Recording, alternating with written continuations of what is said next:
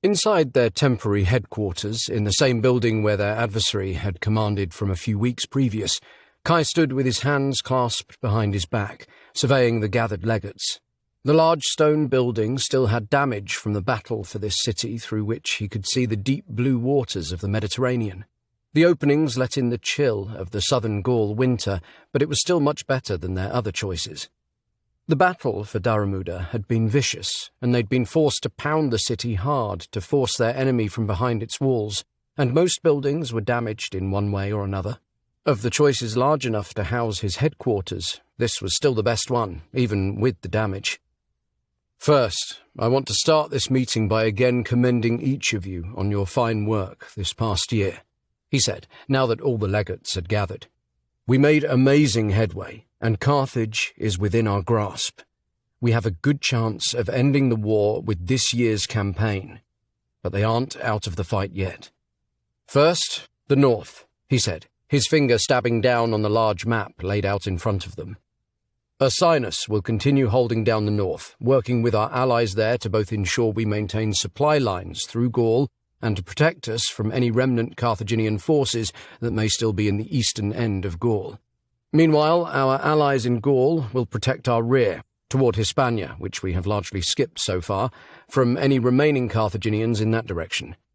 Tracing a finger from Germania down to Italy.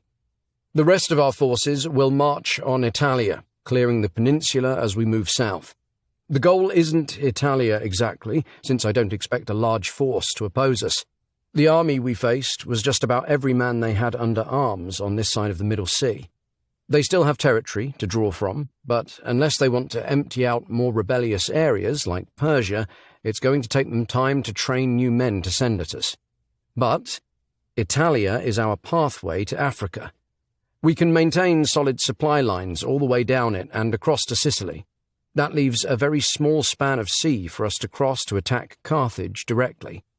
I have full faith in Admiral Valdar to clear the Carthaginians out of the Middle Sea entirely, and keeping our ocean-borne supply line short will mean we can take this fight to them head-on. He looked up from the map to make sure the men were following him, and then said, Once we cut the head off the snake, the rest of their forces in places like Greece and Persia should collapse.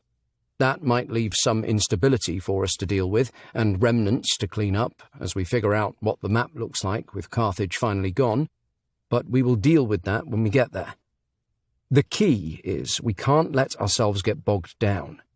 The Carthaginians have already shown a surprising ability to duplicate some of our new weapons, although now that we've examined their gunpowder close up, it's clear how low quality it is.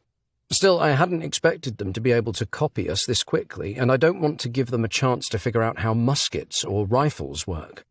Right now, our technological advantage is what is letting us take on these much greater odds, and I'm not willing to give that up. They may be severely wounded, but they still have the balance in manpower. Questions? I would caution against assuming our crossing of Italia will be easy, Consul, Bomilcar said. The people there will have been under Carthaginian rule far longer than other regions we have occupied, in some cases for centuries.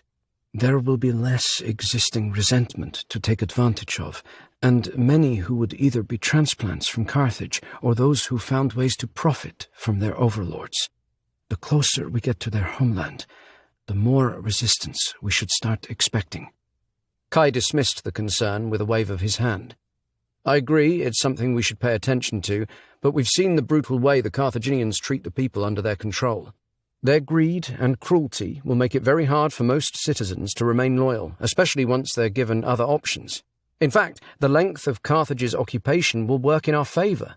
These people will have suffered under their oppressive rule for generations. Bomilcar still looked doubtful. Perhaps, but you're right. We should prepare for opposition all the same.